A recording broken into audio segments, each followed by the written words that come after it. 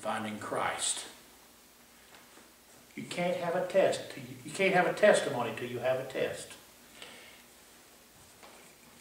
We think we have it so hard over here.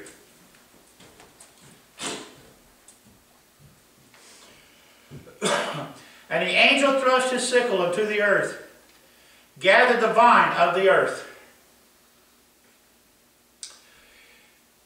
He gathers the vine of the earth into a place called, in the Hebrew tongue, Armageddon.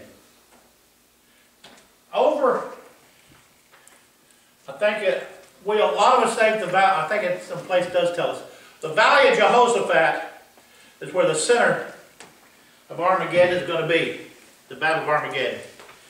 Right now, the wildlife realizes the end is at hand.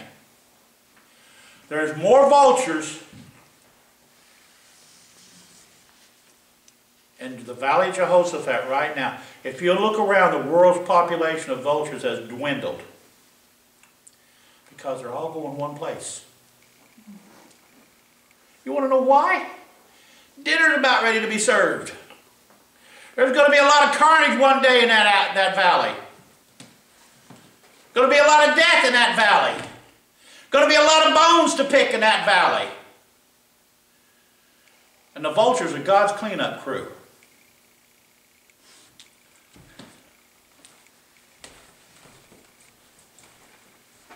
Even the vultures know to listen to what God's doing. What's wrong with those of us with the brains?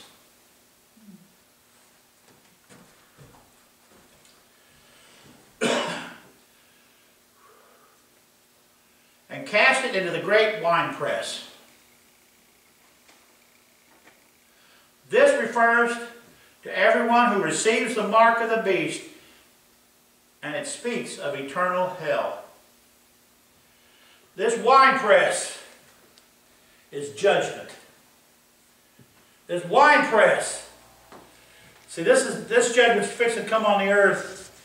There's going to be, I just see all the TV cameras. When all of a sudden Christ comes down and we're right behind him, then here comes the angels on the sides. Because I think we're going to have a frontal attack going to be us. I think, personally, I think it's going to be the angels on the sides. That's why they got the sickles, to gather them in. You know what I'm saying? To drag them together. Ain't nobody, none of these armies going to get away. None of these armies of the Antichrist and Satan are going to get away. And they're going to be crushed so badly, it's going to be like a wine press pressing grapes. The blood is going to run like it's grape juice running out of a wine press. Can you imagine that swift of destruction, that sudden downward pressure of humanity being crushed to the point that they pop like grapes?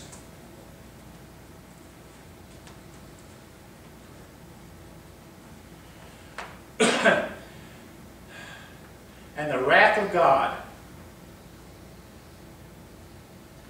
This is in reference to the great white throne judgment. See, when it's all said and done, it ain't going to matter who you are. You don't want to believe in him, that's fine. If you escape the battle, you're not going to escape judgment day when it's the great white throne judgment. Because every man, both small and great, are going to come before him. And if your name's not written in the Lamb's Book of Life, you're going to the lake of fire.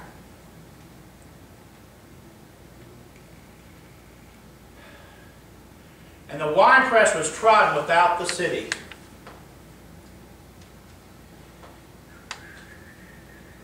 Okay, on your paper, the very first paragraph below 14:20. Without the city, God will determine that this bloodbath will occur outside of Jerusalem, as if God wants to protect the city from the carnage all around.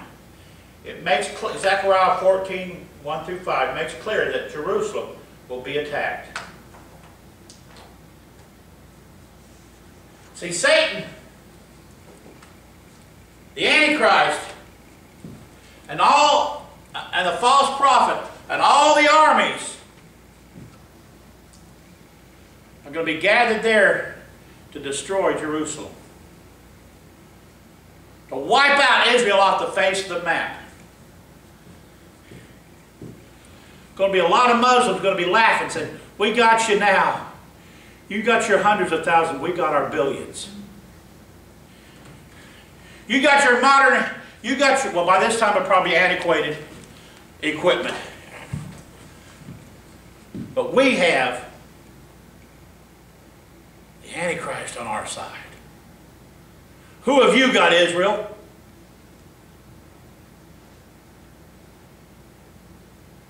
We can see our God. Where is yours?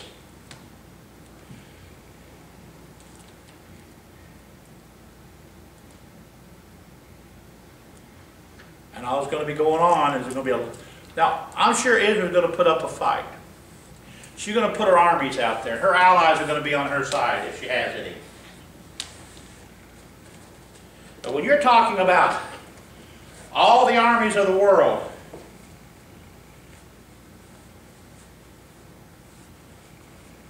of the UN, or the one world government,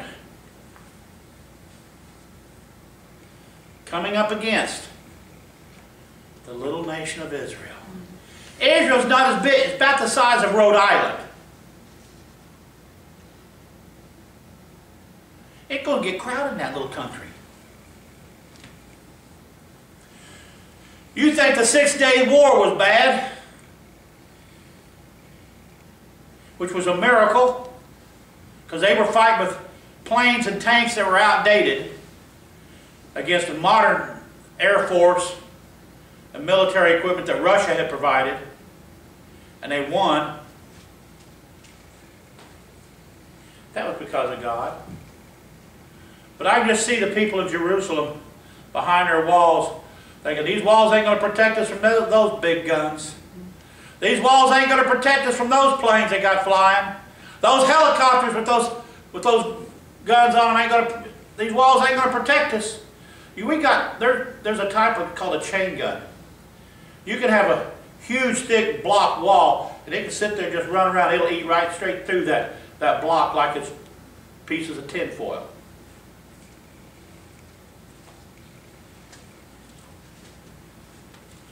It's not that they're going to be doubters.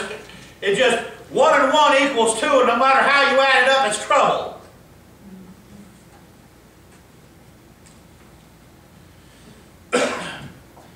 But God ain't going to let them destroy Jerusalem. You know why? Christ has got to walk through those walls. Evidently the walls ain't even going to be touched. The eastern gate isn't going to be touched. Because what? Doesn't it say he goes through the eastern gate as a victor?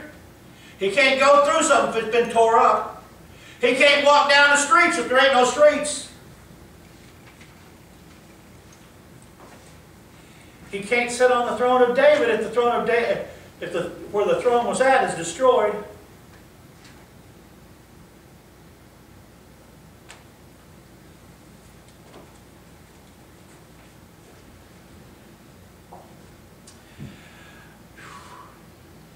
And blood came out of the winepress, even into the horses' bridles.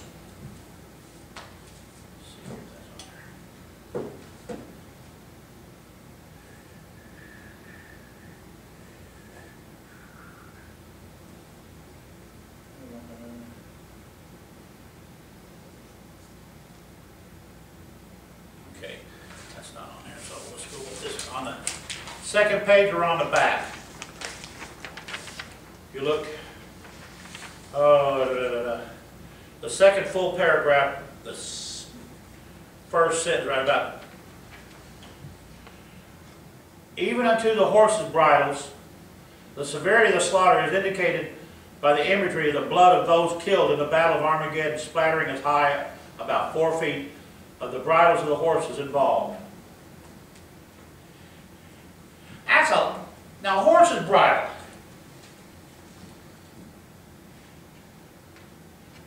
That's a lot of blood. That's a lot of blood. See, when God does something, He don't do it in small ways. When He says He's coming, He means it. When God says, my judgment's coming, He ain't playing around. He's been telling the world for 2,000 years, judgment's coming. Actually, God has been telling the world since creation. It's either my way or else. And His creation as a whole has basically ignored Him. Now, during this 7 years of tribulation, they've really been thumbing their nose at Him. He's given warning after warning after warning after warning in these 7 years. Miracle after miracle after miracle. And they've ignored Him. And He's tired of it. Now they're fixing to destroy His city. His chosen people they're going to slaughter. Not going to happen. He didn't let Hitler destroy them. He certainly ain't going to let Satan and the Antichrist.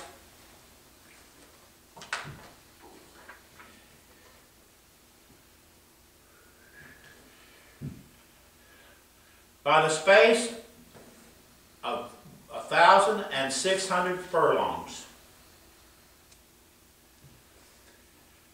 Okay, if you look down there, let's see, it'd be third paragraph at the bottom. 1,600 furlongs, that's approximately the distance from Armageddon in the north of Palestine to Edom in the south. Armageddon, or Megiddo, is a fortress. I can't remember who built it, but it's a Megiddo.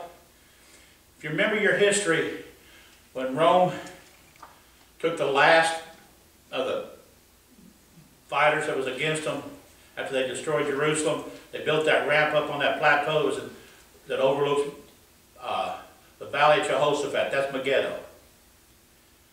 And it's called, we call it Armageddon. But it's 200, that 1,000, so that stretches from there all the way to Palestine, north of Palestine to Edom. That's a big area we're talking about.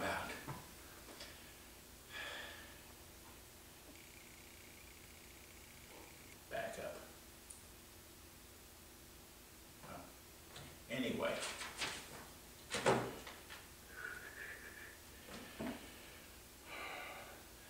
The blood, no doubt, will be mixed with water and in some places be approximately 6 feet deep. It is very possible that millions will be killed in this battle. Can you imagine millions being killed in one battle? Not a war, one battle. Millions. Millions are going to know the judgment of God. Millions are going to feel the wrath of God. Millions are going to get sudden judgment. And it's all going to be on television. So billions are going to see it happen. Now then, in closing, 3 things. The armies of the world will be gathered in one place. See, there's a lot of things that Israel people want. There's technology. There's potash in the Dead Sea. There's oil that nobody's tapped. There's natural gas that nobody's touched. They're all going to be going there for their personal needs. The Antichrist is going there to destroy a spiritual need. If he can destroy God's people, he can prove the Bible wrong. The great judgment is coming. He's going to let the children of Israel once again witness his might. I can just hear him saying, you remember what I've done to the Egyptians? Now look at what I'm going to do to the world for doing the very same thing. I destroyed them by putting tons of water on them. These I'm just going to destroy with the flat of my hand. My angels are going to use their sickles to cut them down by the thousands. My son and his army is going to burn to a cinder in one breath. His horses are going to trample them underfoot, and their bones are going to be ate dry by the vultures.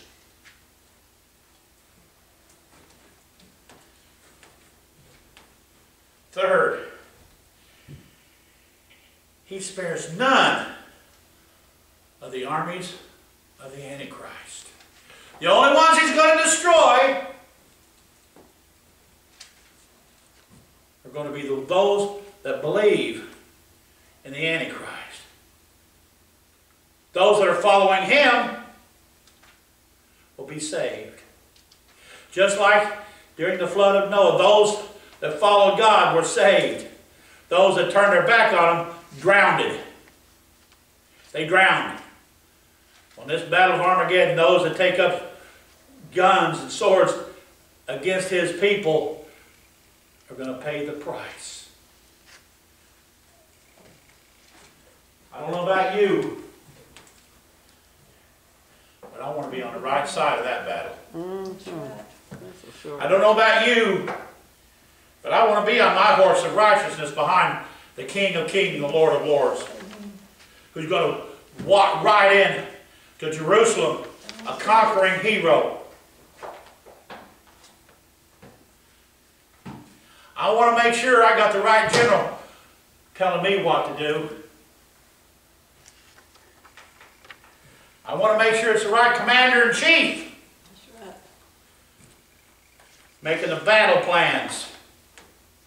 I want to make sure I kept my heart true and right with the Most High.